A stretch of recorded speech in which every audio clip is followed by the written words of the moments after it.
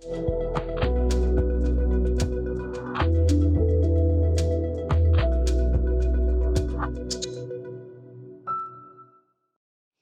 é o Mundo Soja, espaço dedicado a um dos grãos mais relevantes na cadeia do agronegócio brasileiro.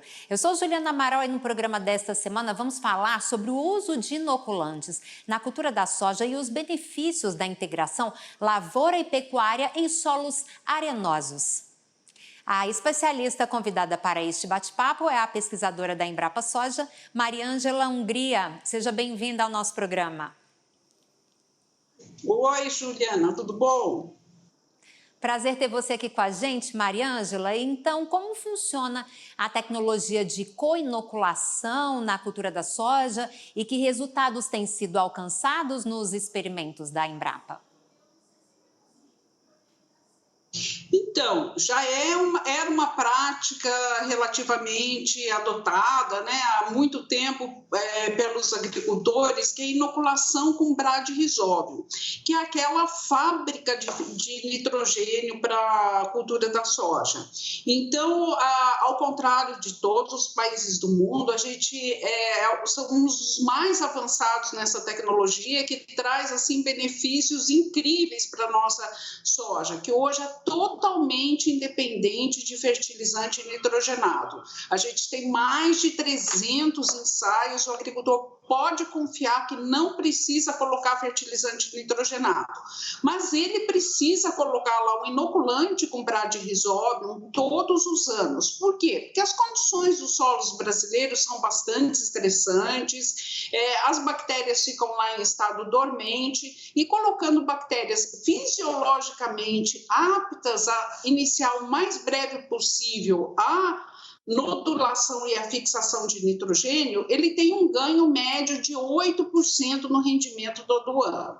E o 8% é bastante. E tanto os agricultores sabem isso, que hoje o uso de inoculantes para a cultura da soja, considerando áreas novas, áreas velhas, é de 80% dos agricultores. Então, como a maioria da soja hoje é cultivada em áreas que já receberam inoculante anteriormente, a gente tem a certeza que o agricultor está usando e sabe dos benefícios dessa prática todos os anos. E este ano vai ser mais ainda, porque o preço do fertilizante nitrogenado está de assustar, né? Só que a gente viu, então, usando anos o bradyrhizóbio, que existem outros micro-organismos que têm outros processos microbianos e que também podem auxiliar o crescimento das plantas. E foi o caso do azospirillum. Enquanto o bradyrhizóbio é uma fábrica de fertilizante nitrogenado, a gente selecionou estirpes de Azospirillum brasilense, que são uma fábrica de síntese de fito-hormônios, principalmente ácido indol-acético. O que faz o ácido indol-acético?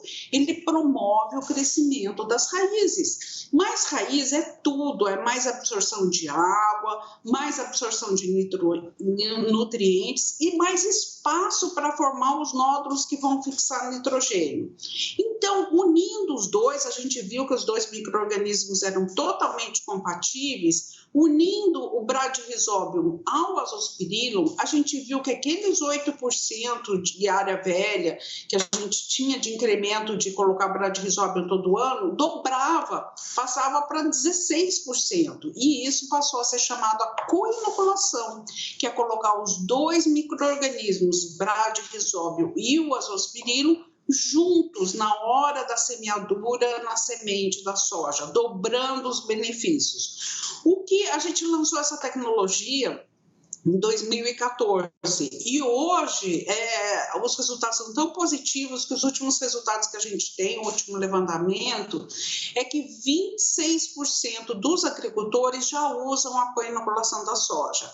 E os benefícios, então, não ficam só restritos ao aumento da produtividade. Por exemplo, tendo mais raiz, a planta aproveita melhor a água, então consegue tolerar melhores períodos curtos, né, de estresse hídrico. Além disso, a gente viu que o azospirillum, ele desencadeia na planta a expressão de genes, também até de tolerância a algumas pragas e doenças. Então, ele deixa a planta mais resistente. Então, é um super ganho que a gente está tendo e que se antes a gente estimava com o preço dos fertilizantes nitrogenados que o Brasil estava economizando cerca de 15 bilhões de dólares por ano, deixando de usar fertilizante nitrogenado da cultura da soja. Agora que o preço do fertilizante nitrogenado estourou, nossa, esse benefício está muito maior. Então, é uma prática extremamente amigável com o meio ambiente, que inclusive consta do programa ABC do governo brasileiro e agora do ABC+, consta também o azospirilo, né, a coinoculação, outros micro-organismos, porque deixa de emitir gases de efeito estufa, porque está deixando de usar fertilizantes químicos, deixa de poluir rios, reservatórios de água pela lixiviação de nitrato, é um baixíssimo custo, então dando um alto retorno para os agricultores. Juliana, é tudo de bom e tudo de ambientalmente positivo também para a cultura da soja. Com certeza, depois dessa introdução sua, a gente tem essa segurança vinda de uma especialista como você, que vale a pena investir nesse tipo de solução. Agora vamos falar das vantagens do uso desses micro-organismos para o meio ambiente. Você já falou inúmeras para o agricultor, em relação à produtividade também, mas o solo, o meio ambiente, o que ele ganha com isso? Então, como eu falei, os fertilizantes químicos estão muito relacionados à emissão de gases de efeito estufa. O fertilizante nitrogenado é o pior deles, porque requer muita energia para a síntese dele, fora os gastos com transporte e aplicação no campo. Então, para você ter uma ideia, 1 quilo, isso no painel internacional de mudanças climáticas, vários estudos indicam, né? Existem já essa quantificação disso, 1 quilo, só 1 quilo de fertilizante nitrogenado, equivale à emissão de 10 quilos de CO2 equivalente. Então, a gente considerando a cultura da soja no Brasil, a área que a gente planta, o rendimento médio nacional, o quanto precisaria ser colocado de nitrogênio e fertilizantes se não tivesse essas bactérias, a gente está tendo deixando de emitir por ano mais de 200 milhões de toneladas de CO2 equivalente. Então, é uma contribuição ambiental assim fenomenal em relação aos gases de efeito estufa. Fora isso, é que a gente é muito caro no Brasil fertilizante nitrogenado, né? Então a gente não usa tanto em excesso. Mas se desse aí um barateamento, com certeza vão usar mais. E o que acontece? O fertilizante nitrogenado também é muito solúvel e ele polui muito as águas. Então, na Europa, por exemplo, a gente tem um problema terrível até de águas impróprias para o consumo humano, porque águas ricas em nitrato, na verdade, é um paradoxo, né? Mas elas asfixiam, elas morrem por asfixia. Tem até uma doença em crianças chamada doença azul, que você acaba morrendo asfixiado por tomar água que está com nitrato, porque ela compete com os sítios de oxigênio. Então, mas também tem poluição por fósforo, por potássio, por outros nutrientes. Então, o uso desses micro-organismos que ajudam na absorção dos nutrientes do próprio fertilizante, ajudam a capturar, né, a adquirir fertilizantes biológicos, como é o caso do bradyrisóbio, e ajudam a promover o crescimento das plantas, aproveitando melhor a água e os nutrientes do solo, e com isso mais raízes, a gente também está sequestrando carbono para o solo. São todas vantagens ambientais e econômicas muito importantes. Essa tecnologia impacta a colheita da soja. Agora vamos pensar no manejo, em todo o processo produtivo, desde ali da semeadura, todo o cuidado com a lavoura e, no fim, a colheita, que é um momento tão esperado e tão decisivo ali para o sojicultor. Então, na colheita, não tem nenhuma diferença entre você coletar uma planta que recebeu fertilizante ou uma planta que recebeu os micro-organismos. A única diferença é que a gente tem visto isso, colocando os micro-organismos, o agricultor vai ter que acertar as máquinas porque vai colher mais, né? Então, é isso que é o importante para a gente, né? O agricultor tem investido lá, ter cuidado, né? Na hora da semeadura, de colocar adequadamente esses micro-organismos e depois ele vai colher mais, né? A gente tem visto aí 8, 10, por exemplo, aqui, uma avaliação da coinoculação com agricultores aqui do Paraná, a gente tem um trabalho com a antiga Ematec, agora é Instituto de Desenvolvimento Rural do Paraná, que já está no 5º ano, a gente tem que, em média, mais de quase 2.500 agricultores que a gente já atendeu, em média eles estão colhendo quase 300 quilos a mais por hectare quando fazem a coinoculação.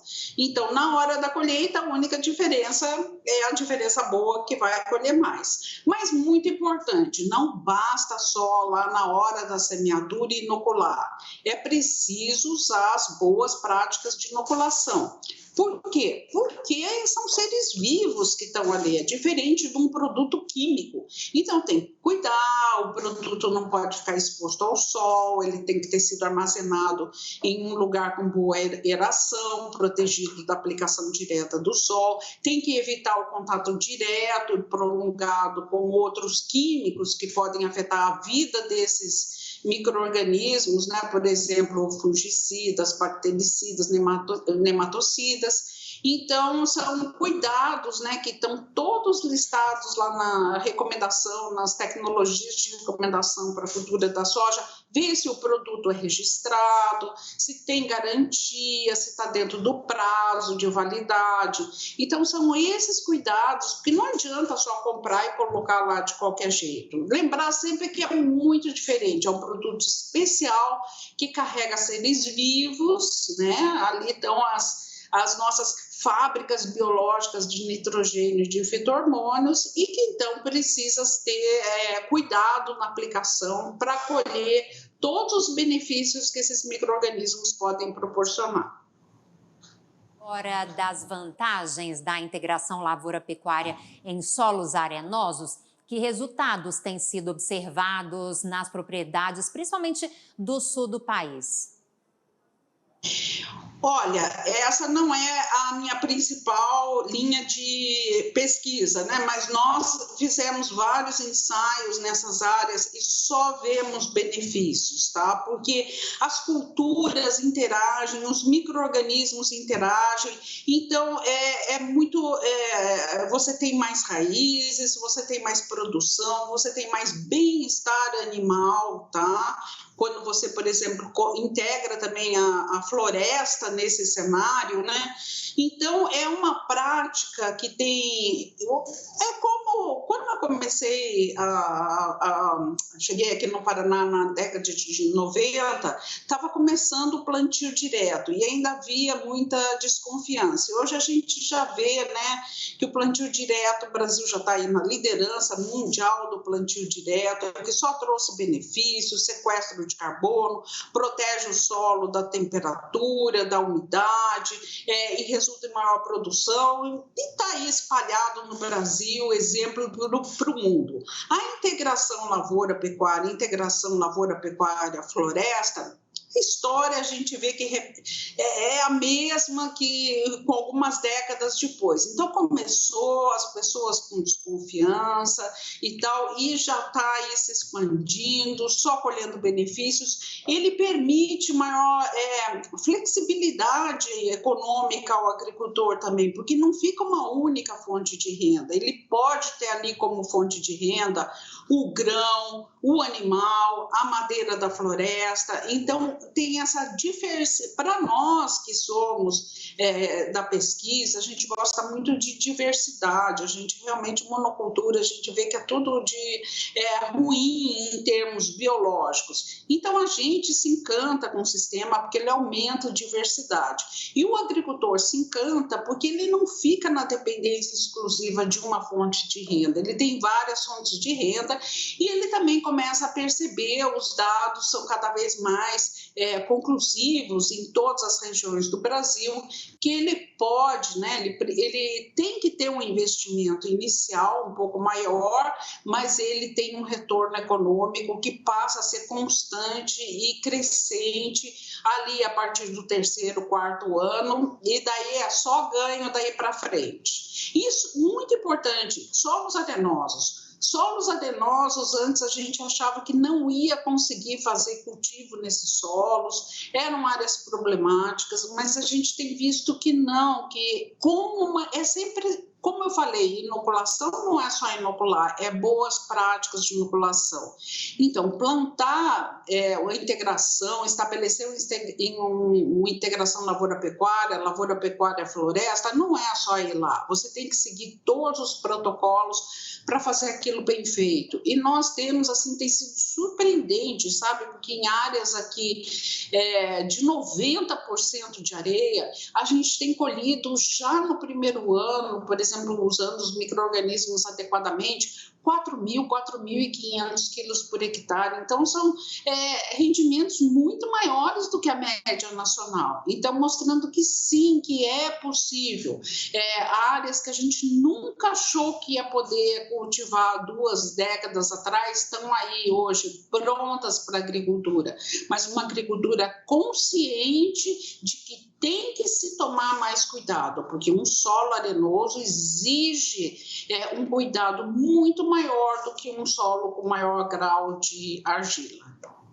É verdade que a Embrapa Soja coordena pesquisas que culminaram com o lançamento de diversas tecnologias para as culturas de soja, feijão, milho, trigo e também de pastagens com braquiárias e com inoculação de risóbios, você mencionou, para as culturas da soja e do feijoeiro e melhoria das pastagens. Gostaria que você falasse um pouco mais sobre esse trabalho amplo de pesquisa da Embrapa Soja que tem feito a diferença, impactado e ajudado na evolução do nosso agronegócio.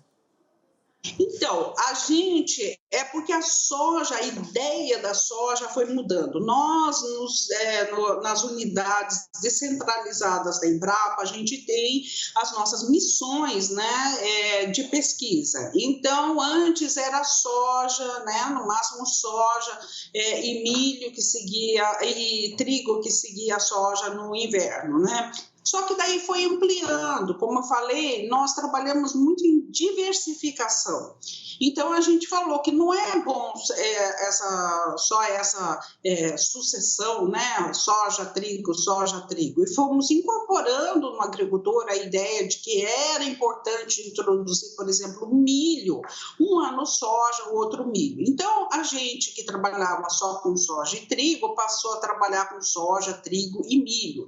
Então, nós lançamos as tecnologias de micro-organismos para trigo e milho, porque entrou, né, na nossa capacidade, na nossa autorização para fazer pesquisa com essas culturas.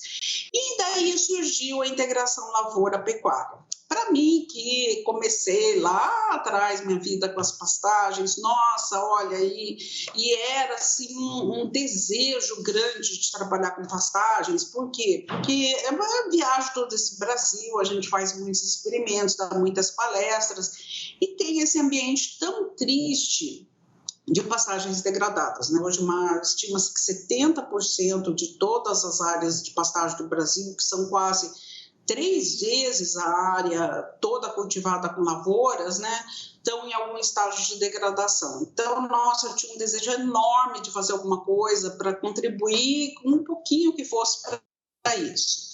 E quem que daí, com essa oportunidade da integração lavoura-pecuária, a gente achou? Os nossos micro-organismos. Então, nós fizemos seleção de micro-organismos, são 11 anos agora, a gente lançou em 2016 uma tecnologia e um produto em parceria pública-privada para aplicação de braquiárias nas sementes. A gente teve um retorno maior do que esperado por parte dos agricultores, que procuraram muito, só que eles procuraram muito falando, mas eu já tenho pastagem estabelecida, o que a gente faz? Então, nós tornamos nosso trabalho mais intensivos e lançamos em julho desse ano aquilo que a gente chama de inoculação multifuncional de pastagens com braquiárias. O que é? São 2 micro-organismos, Azospirillum brasilense e Pseudomonas fluorescens. O azospirilo é aquela fábrica de fito-hormônio e tem uma fixação de nitrogênio também. Não é como no caso da soja, é menor, mas qualquer nitrogênio é bom. E o fósforo também produz fito-hormônios, um pouco menos que azospirilo, mas em compensação ele tem mecanismos de aumentar a absorção do fósforo. Então, a união desses 2 micro-organismos trouxe resultados fantásticos. Primeiro, porque ela pode ser colocada via sementes ou em pastagens já estabelecidas via pulverização foliar. E daí, na média de todos os ensaios que a gente fez, a gente viu que aumentou em média 22% a produção de biomassa de forragem, então isso é mais alimento para o gado. E tão importante quanto isso é que aumentou o teor de nitrogênio, de fósforo e de potássio nessas forragens. Então, não é só mais alimento quantitativo para o gado, é um alimento de melhor qualidade. Fora isso, a gente teve um aumento muito grande das raízes, isso é sequestro de carbono. A gente teve um melhor aproveitamento dos fertilizantes que foram colocados, isso é o aumento da fertilidade, ajudando a recuperar a degradação química do solo também. Então, a gente está ajudando a recuperação biológica, a recuperação química, mais raízes também, isso contribui muito para a estrutura física do solo. Então, foi lançado agora, a gente realmente está muito confiante de que vai ser uma tecnologia adotada, né, pelos pecuaristas, né, e que com isso a gente possa contribuir para a nossa contribuição para mudar esse cenário tão triste de degradação das pastagens.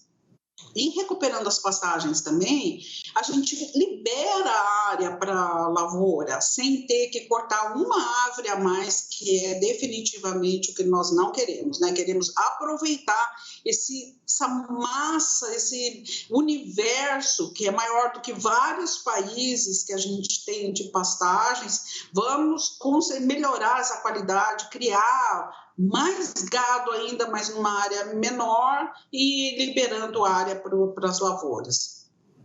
Por último, então, Mariângela, vamos deixar aqui algumas recomendações, tanto para o produtor rural, que já utiliza essa tecnologia no ILP e tem tido bons resultados, mas precisa continuar inovando, aprimorando as técnicas para ter melhores resultados no futuro, e também para um outro produtor que vai experimentar agora, que se sente confiante, assistiu a nossa entrevista e quer testar pela primeira vez. O que você pode falar para esses 2 públicos?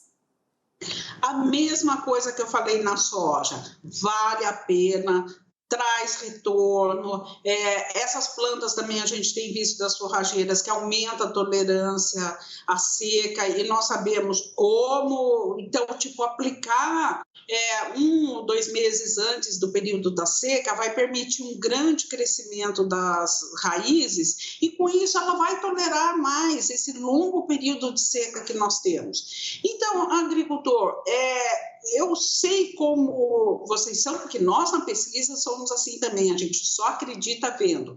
Então, aquele que não usou, separe uma área de sua propriedade, faça o uso, compare com ou sem o uso, porque somente vendo e presenciando e se certificando de que a tecnologia vai funcionar, que você vai passar a usar com confiança. Aquele que já adotou, que já viu, que já conhece os benefícios, continua usando, mas sempre lembrando, não basta inocular, é preciso seguir as boas práticas de inoculação. Lembrar que vocês não estão lidando com um produto químico, estão lidando com um produto biológico, com seres vivos. Usar inoculante com prazo de validade, com registro para aquela cultura, para ter certeza de que vocês vão estar recebendo o que a pesquisa entregou, tá? Porque a pesquisa não entregou inoculação de braquiárias com azospirina e pseudomonas, não. A pesquisa entregou aquela estirpe, naquela dosagem, aplicada naquela maneira.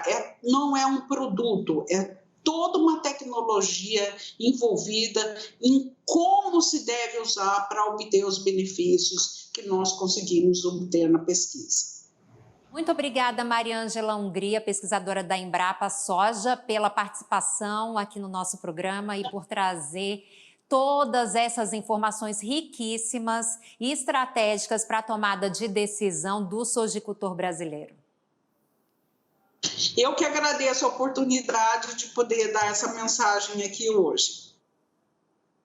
E o Mundo Soja termina agora. Muito obrigada pela sua audiência. Você pode rever este e outros programas no canal do AgroMais no YouTube. Aproveite e faça a sua inscrição para acompanhar as novidades do agro. Siga-nos em todas as redes sociais pelo @AgroMaisTV. Este é o canal AgroMais, o poder da agroinformação. A gente se vê por aqui. Até mais.